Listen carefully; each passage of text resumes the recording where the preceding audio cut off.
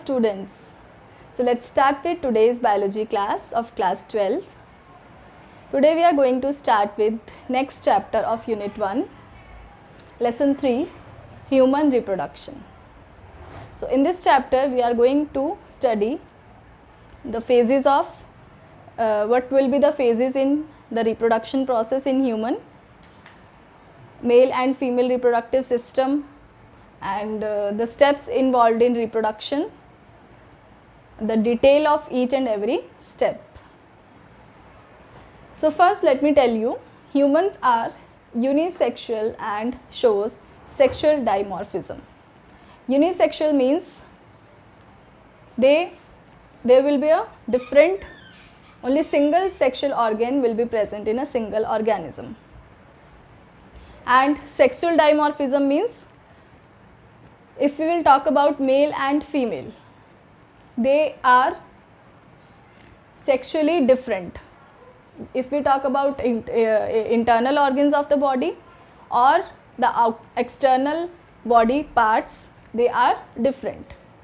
But the externally, the difference between male and female is only visible when they attain puberty. Because when they attain puberty, the secondary sexual characters will start developing. The primary sex organs, they will also develop when they will attain puberty, but they are not visible to us. The secondary sexual characters will be helping us in detecting either the organism is a male or female. So is it clear? They are unisexual, means male organism is different and female organism is different. And they show sexual dimorphism, means internally or externally they have different characters which help them to identify as a male or a female. Now let us see the phases in reproduction, means what will be the steps and what we are going to study in this chapter. First step is gametogenesis. So this gametogenesis word has been formed from gametes. Gametes are the sex cells. So the process of formation of gametes is called gametogenesis. The gametogenesis can be either it is spermatogenesis or oogenesis. Spermatogenesis is the process of formation of sperms, because in human the male gametes are called sperms and female gamete is called ovum or egg. So on the basis of that, if the sperm formation takes place, then it is called spermatogenesis, which have been formed from the word sperm.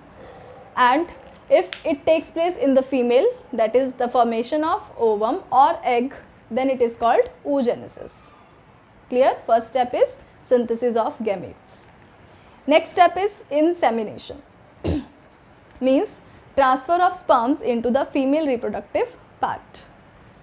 After synthesis of the gametes, the sperms has to move towards the female reproductive part so that they can reach the female gamete to fertilize them. So this is called insemination, the release of sperms into the female reproductive part. Third step is fertilization. When the sperms will reach to the egg, one of the sperm will fuse with the female gamete or egg. This process will be called as fertilization. Next is division or cleavage.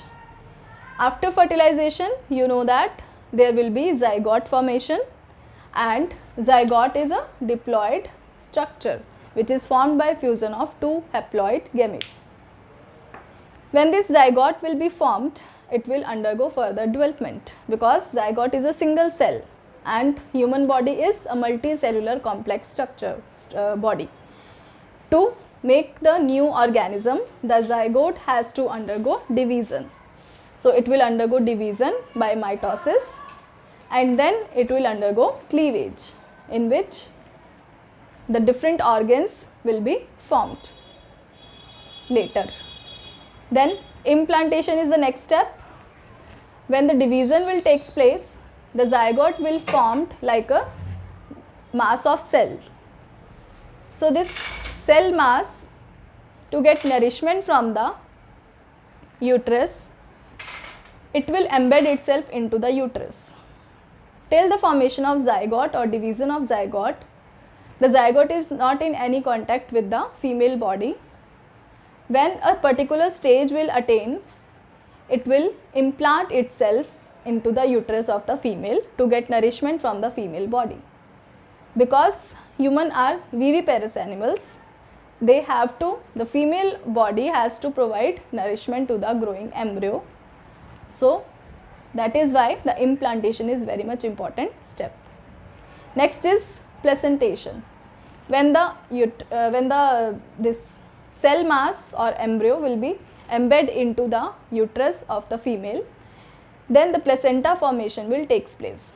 Placenta is actually a tissue which will connect the female body with the growing embryo. So this step is called placentation. Next step is gastrulation. Now what is this step? The process of formation of gastrula. Actually, when this development of zygote will takes place, a step will come, thus different stages will come due to division in the cells. One stage is called blastula, which will be taking place before this implantation step, that is called blastulation, and one stage is gastrula, which is formed after implantation. When gastrulation will takes place, the 3 germ layers will be formed, because you know that human are triploblastic animals. Triploblastic means they are covered with 3 layers: ectoderm, mesoderm and endoderm. The next step is organogenesis. When the 3 layers will be formed, then actual cleavage will start due to invagination of the membranes or these germ layers. They are called germ layers because they are present over the structure which is going to produce the new organism. After formation of the layers, the organ formation will be takes place. Means the fate will be decided that which part will form which organ. Next, the last step will be paturation. That is, in normal term, we use the term delivery. That is the step when the female will deliver the fully grown fetus outside the body. It will give birth to the fully grown fetus. So these are the steps which are involved, which we are going to study in human reproduction. Each and every step we are going to discuss in detail.